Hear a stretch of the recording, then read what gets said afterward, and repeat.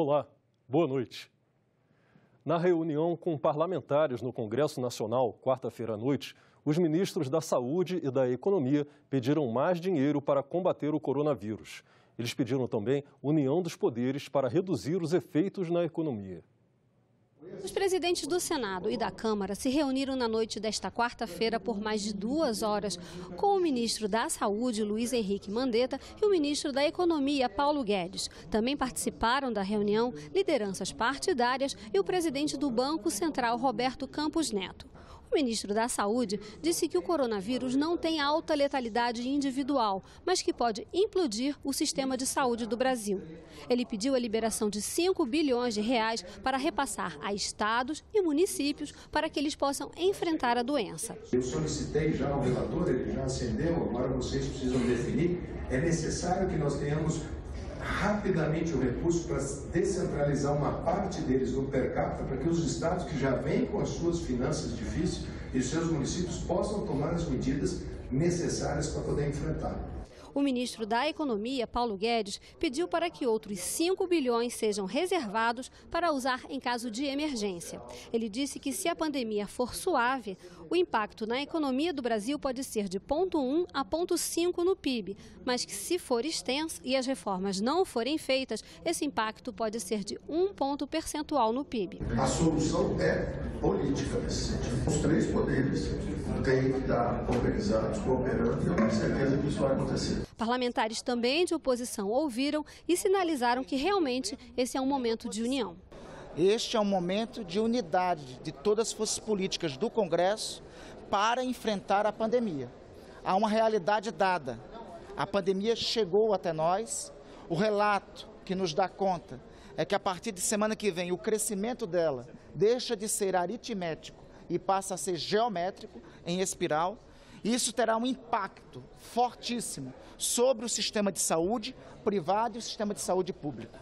Os recursos do Ministério da Saúde são insuficientes. Os recursos orçamentários do governo hoje, e em especial do Ministério da Saúde, são insuficientes para enfrentar a pandemia em território nacional. O presidente do Senado e do Congresso, Davi Alcolumbre, disse que o parlamento vai tratar essa situação com seriedade, sem politizar o assunto, e que os recursos devem ser liberados. Que o parlamento tem e sabe o tamanho da sua responsabilidade em relação a isso. Naturalmente, esses recursos serão autorizados, votados, se for através de uma edição de uma medida provisória. Não é brincadeira. É importante que todos nós tenhamos a consciência e o parlamento terá a consciência à altura do tamanho da sua responsabilidade. Nesta quinta-feira, o presidente do Senado usou uma rede social para reafirmar o apoio do Congresso ao combate ao coronavírus. O Congresso Nacional está pronto para liberar recursos extras ao Ministério da Saúde para o enfrentamento do novo coronavírus. Mais de 5 bilhões serão usados para o atendimento da nossa população e combate à doença no país. Outros senadores comentaram a situação do país com o coronavírus. Está todo mundo preocupado, tomando medidas. A Itália acho que é o caso mais sério. Eu confio muito no ministro Mandetta. Eu acho que desde o começo ele mostrou a preocupação, ele mostrou conhecimento e a preocupação em buscar soluções. Eu acho que o Ministério da Saúde está agindo de forma correta. É a maior preocupação do Brasil e do mundo nesse momento, uma pandemia que se espalha, que com menos de 60 dias já morreram mais de 4 mil pessoas e apesar de não ser essa doença tão letal como dizem, ela prolifera de forma muito rápida. Então todos os cuidados possíveis que poderá ser tomado pelos governadores, prefeitos, pela presidência da República tem que ser feito e feita de forma imediata. Nós ouvimos de parlamentares da oposição a disposição de contribuir para que o governo tenha meios de ser útil ao país nesta crise. Isso é a convergência de que nós precisamos. É um vírus violento, esparrama rápido demais, né? E o poder público tem a obrigação e o dever de proteger a população. Porque se vir uma epidemia forte, igual esse, nós não temos estrutura para receber esse tanto de doente que vai ter, né? Então o governo tem de realmente prever para que diminua o efeito da população. Os senadores de Rondônia, Confúcio Moura, do MDB, e Marcos Rogério, do DEM, decidiram fechar seus gabinetes por causa do coronavírus. Na tribuna do plenário, Confúcio Moura anunciou que eles vão trabalhar de casa. Eu estava conversando ali há pouco com o senador Marcos Rogério, e nós dois batendo um papo, resolvemos comunicar ao presidente Davi, ao Alcolumbre e à diretoria-geral da casa que nós vamos fechar os gabinetes. Nós vamos, estou comunicando aqui, Marcos Rogério, a nossa decisão de fechar os nossos gabinetes, deixar uma pessoa só, mais jovem, e trabalharmos em home service. Nós vamos trabalhar em casa, montar um grupo de WhatsApp, o chefe de gabinete vai coordenar todo o trabalho, e nós temos hoje os sistemas, não vamos aglomerar mais gente dentro do Senado. Aqui tramita dentro da Câmara e Senado uma quantidade de gente incalculável, é muito grande. E eu acho que todas as medidas que nós tomarmos, grandes, pequenas, minúsculas, maiúsculas, todas elas para nós conseguirmos segurar esse vírus aqui no Brasil, que a gente não conhece, o comportamento dele no clima, nos trópicos, né? Então nós estamos assim contribuindo e vamos comunicar, tanto o senador Marco Rogério quanto o meu, somos vizinhos, resolvemos tomar essa atitude, salvo outra decisão da mesa, nós voltaremos atrás. Mas enquanto isso nós vamos montar o home service e vamos trabalhar à distância. No Senado, o presidente Davi Alcolumbre decidiu restringir o acesso de pessoas como forma de prevenção ao coronavírus. As normas publicadas nesta quinta-feira permitem entrar no Senado parlamentares, servidores, funcionários terceirizados, jornalistas, assessores de órgãos públicos, fornecedores e alguns visitantes autorizados.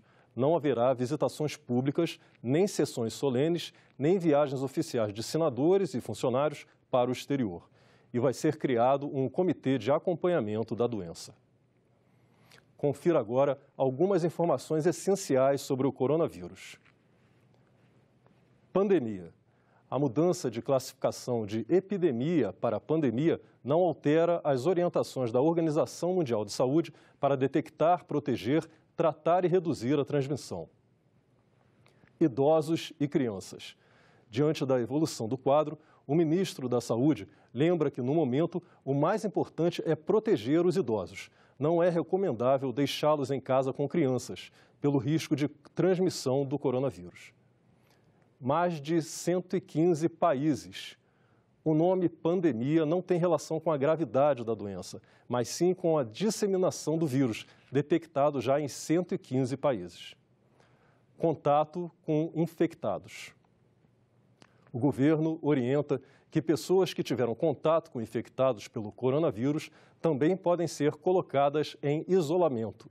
O agente de saúde pode recomendar essa providência enquanto o caso é investigado. Quem descumprir essa determinação pode ser legalmente responsabilizado e o isolamento pode ser imposto por ordem judicial. Ainda sobre a saúde. O Dia Mundial do Rim foi celebrado em sessão solene no Senado. O objetivo é conscientizar a população sobre as doenças silenciosas que afetam o órgão. A sessão solicitada pelo senador Luiz do Carmo contou com a presença de diversos profissionais da área de saúde que chamaram a atenção para os dados de doenças renais. De acordo com os especialistas, a Organização Mundial de Saúde classifica as doenças renais crônicas como um problema de saúde pública em todo o mundo. Costumam ser assintomáticas, com diagnósticos tardios. O principal tratamento acaba sendo a hemodiálise. Números mostram que doenças renais atingem 850 milhões de pessoas. 10% da população brasileira sofrem com DRC. E mais de 130 mil precisam se submeter a terapias renais substitutivas, seja diálise peritoneal ou hemodiálise. O Dia Mundial do Rim é idealizado pela Sociedade Internacional de Nefrologia e tem como objetivo reduzir o impacto da doença renal em todo o mundo. Anualmente, milhões de pessoas morrem devido a complicações relacionadas à doença renal crônica. O envelhecimento, a diabetes, a hipertensão contribuem para o aumento da incidência da doença renal crônica. O presidente da Sociedade Brasileira de Nefrologia lembrou que a prevalência da doença renal crônica vem aumentando e no ano de 2040 pode ser a quinta causa mais comum de perda em termos de anos de vida em relação a outras doenças. Marcelo Maza também lembrou que os custos relacionados à diálise e ao transplante consomem de 2 a 3% do orçamento de saúde em países desenvolvidos. E ressaltou a importância da prevenção. Os principais objetivos delineados pela Sociedade Internacional de Nefrologia, quando da confecção, quando da idealização do Dia Mundial do Rim, diz respeito a, primeiro, enfatizar o diabetes, a hipertensão essencial com fatores de risco para a doença renal crônica e encorajar, na verdade, sistematicamente as rotinas de screening para o diagnóstico precoce de prevenção primária da doença renal. A presidente da Federação Nacional da Associação de Pacientes Renais e Transplantados do Brasil lembrou que o número de pessoas que realizam hemodiálise cresceu mais de 100% nos últimos 10 anos. Disse que 30 mil pacientes estão em fila de espera por um transplante e que esses chegam em idade avançada, amputados e cegos pela diabetes. Maria de Lourdes ressaltou que todos os anos, mais de 20 mil pacientes entram em hemodiálise com taxa de mortalidade de 15% ao ano. E falou sobre a situação das pessoas que enfrentam a doença. Encontramos pacientes que sobrevivem a problemas de patologias, seus agravos e sofrimentos, presos a uma máquina de hemodiálise ao longo do tempo, impõem debilitações e imobilidades. Concomitantemente ao martírio, os pacientes ainda enfrentam longas distâncias até os tratamentos, a ausência de transporte de medicamentos para pacientes em diálise e transplantados. Na segunda audiência pública sobre a PEC emergencial, a Comissão de Constituição e Justiça ouviu representantes de magistrados e de servidores.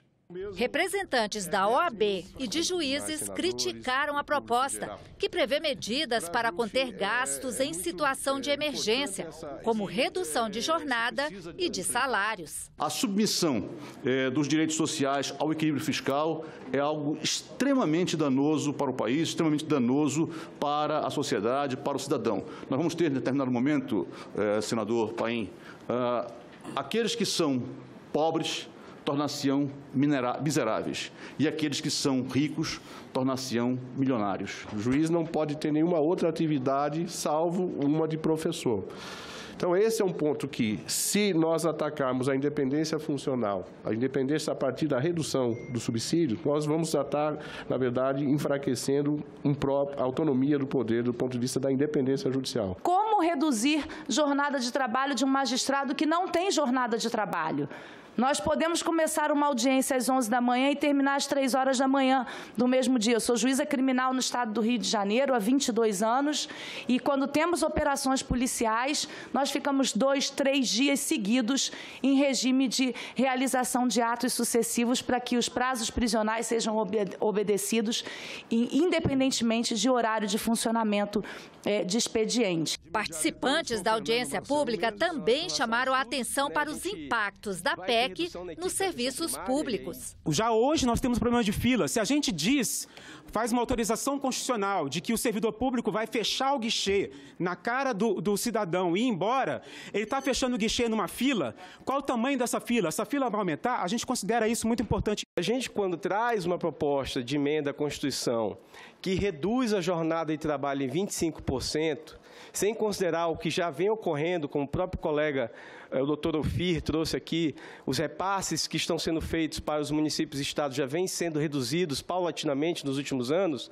a gente coloca sobre os ombros dos gestores municipais um peso enorme, porque vai ser lá na ponta, com essa redução de jornada de trabalho, que nós vamos ter os maiores problemas, uma pressão sobre os prefeitos, sobre os secretários municipais, que não vão conseguir simplesmente acabar com a fila, fechando o guichê. O representante dos servidores do CNPq alertou que as medidas podem atingir uma área crucial nesse momento, com o coronavírus avançando no país. Imaginem os senhores uma PEC como esta que está sendo proposta e que busca a redução do horário de trabalho destes pesquisadores, dos gestores que vão trabalhar com isto. Se com 8 horas de serviço a gente não está dando conta, e nós trabalhamos muito mais do que 8 horas, imagine com a redução para 6. A CPI, que investiga a situação das vítimas e familiares do acidente aéreo da Chapecoense, ouviu nesta quinta-feira Ricardo Albacete, proprietário da aeronave e suposto sócio oculto da empresa Lamia. Sobre o acidente, Ricardo Albacete reconheceu que o combustível para o voo não era suficiente, mas a queda da aeronave resultou de erros do controle de voo de Medellín, na Colômbia. Esse avião, quando estava a 16 mil pés, e ele poderia chegar e passar por cima da pista e dar uma volta para reconhecimento de voo. Então, ali, nós temos um voo sem combustível praticamente, quando eles estão aterrissando. E ali, quando tem altura suficiente para entrar até o início da pista.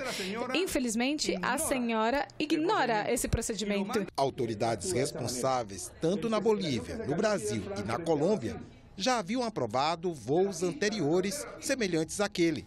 E mesmo os procedimentos adotados pela Lamia para aquele voo. Não somente cúmplices porque permitiram, mas também cúmplices por terem conivência por Brasil e também desde a Bolívia, de ocultar tudo que foi realizado para esses voos. Albacete disse que não faz sentido a alegação de exclusão aérea feita pela seguradora da Lamia. E ao negócio dos seguros de companhias aéreas se voltaram as maiores críticas. Que a culpa tem um piloto, 4 senhores da tripulação. Não, a culpa é o sistema total. E a gente tem que acordar, porque isso que acontece com seguros e as normas que estabelecem as indenizações dos inocentes é algo de canalhas, é algo indigno. Não é justo. É uma quadrilha. Foi lido nesta quinta-feira o relatório da medida provisória que estabeleceu novos critérios para a regularização fundiária de imóveis da União e do Instituto Nacional de Colonização e Reforma Agrária, o INCRA. A MP concede, durante os próximos 3 anos, cerca de 600 mil títulos de propriedades para famílias assentadas e poceiros em áreas federais ocupadas até maio de 2014, com área de até 15 módulos fiscais.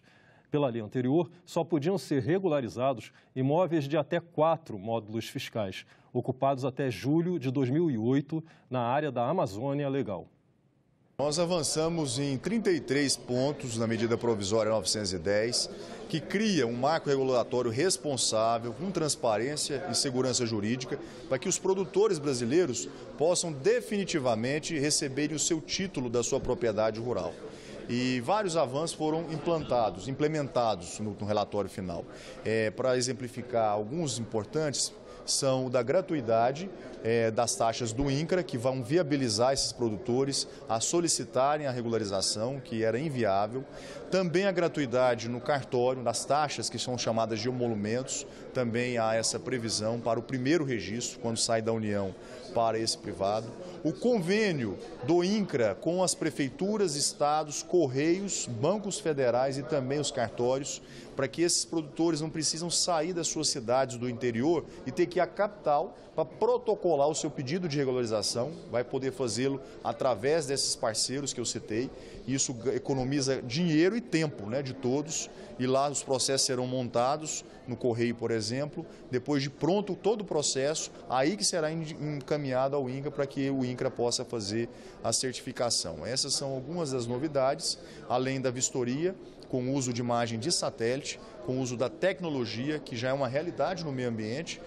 As imagens são utilizadas para fiscalização e controle ambiental e agora poderão também ser usadas para se diagnosticar se as propriedades estão sendo ocupadas, se há benfeitoria, se está sendo produzido alimentos e aí, se identificados na imagem, poderão servir de objeto de regularização fundiária também. Depois do relatório agora pronto e divulgado, não há nenhum ponto que possa estimular ou mesmo ser complacente com o desmatamento. Pelo contrário, a medida provisória ela ficou enxuta, ela trata apenas de regularização. Não há nada que diz respeito ao meio ambiente, nada que diz respeito à anistia, nada que diz respeito à grilagem de terra. Nós estamos aqui produzindo uma boa lei para poder favorecer a famílias de produtores rurais, a trabalhadores rurais, que representam 99% da população. Nós não estamos aqui para facilitar a vida de criminosos que representam 1% dessa grande maioria. A Comissão de Educação discutiu nesta quinta-feira os benefícios da meditação para a solução de conflitos. Especialistas disseram que até o sistema imunológico é beneficiado com a prática. A meditação transcendental é uma técnica de meditação que envolve o uso de sons específicos chamados mantras. Os praticantes defendem que ela é benéfica para reduzir estresse, ansiedade e promover o equilíbrio do corpo. Uma técnica simples, fácil, porque é natural. Qualquer um consegue. Crianças hiperativas conseguem. Nem elas acreditam que elas conseguem praticar. É uma técnica que não exige nenhum controle, nenhum esforço. Não precisa concentrar. Isso aqui é igual um exercício físico. Se eu for na academia, é só fazer o exercício que o resultado vai aparecer no meu corpo. A mesma coisa é a meditação transcendental. É um exercício para o nosso cérebro. Não precisa acreditar que vai funcionar, não precisa ter fé que aquilo funciona. Basta praticar. O sistema imunológico também é beneficiado com a meditação. Nesse momento que a gente está vivendo, dessa questão do coronavírus, na saúde, a gente tem pesquisas que mostram que o nosso sistema imunológico fica mais forte. E isso é o medicamento mais poderoso que a gente pode ter. A prática influencia até mesmo na melhoria da segurança pública. Se a meditação consegue deixar o meu policial numa condição de coerência, de paz maior, com certeza nós vamos ter essa questão de violência policial reduzida. E é o que nós temos percebido. Quando um grupo começa a se reunir, meditar pela manhã durante 20 minutos e à tarde mais 20 minutos, pela paz, os índices de violência daquela região, daquele estado, caem vertiginosamente. Educação foi tema também de audiência na Comissão de Fiscalização e Controle, com foco na primeira infância. Educadores que participaram do debate defenderam mais investimento nos primeiros 5 anos de vida e valorização dos professores para melhorar a qualidade da educação no Brasil. O presidente da comissão, senador Rodrigo Cunha, do PSDB de Alagoas, disse que o Brasil não pode abrir mão de alcançar as metas do Plano Nacional de Educação, como universalizar a pré-escola, garantir a alfabetização das crianças e erradicar o analfabetismo entre os adultos. O Fundeb, principal fonte de financiamento da educação básica, vence no final de 2020. O Congresso discute 3 PECs que tornam o fundo permanente e aumentam a contribuição da União. O senador Flávio Arce é relator de uma delas. Em entrevista ao programa Salão Nobre, ele falou sobre o fundo e sobre as perspectivas para a educação pública no Brasil. Precisamos ter o dinheiro para a educação, porque educação é tudo. Qual é o prejuízo de não se renovar o Fundeb? Seria um prejuízo imenso, um prejuízo que não pode acontecer, né? Uma criança receber R$400 por mês, voltaríamos, em vez de 3 mil, a criança passaria a receber 400. Já é um consenso no Congresso e também no governo de que o fundo deve se tornar permanente? Olha, dentro do Congresso, com certeza é um consenso. Não existe esse consenso com o governo. Se não der tempo de fazer tudo esse ano, senador, uma opção seria apenas renovar o fundo com as regras que já existem hoje? Olha, eu diria que isto todos nós temos que descartar. Acho que todos nós temos que ter o compromisso com a educação, né? A escola tem que ser, né, o prédio mais bonito, mais acolhedor da comunidade. Nós temos escolas que não têm banheiro, que não tem energia elétrica, que não tem biblioteca, que não tem sala de professor. vamos dizer, olha, vamos dar um basta nisso. É uma decisão que nós, nação, temos que tomar. Ficamos por aqui. Você pode rever as reportagens desta edição na nossa página na internet, senado.leg.br/tv. Muito obrigado pela sua companhia e continue sintonizado aqui, na TV Senado.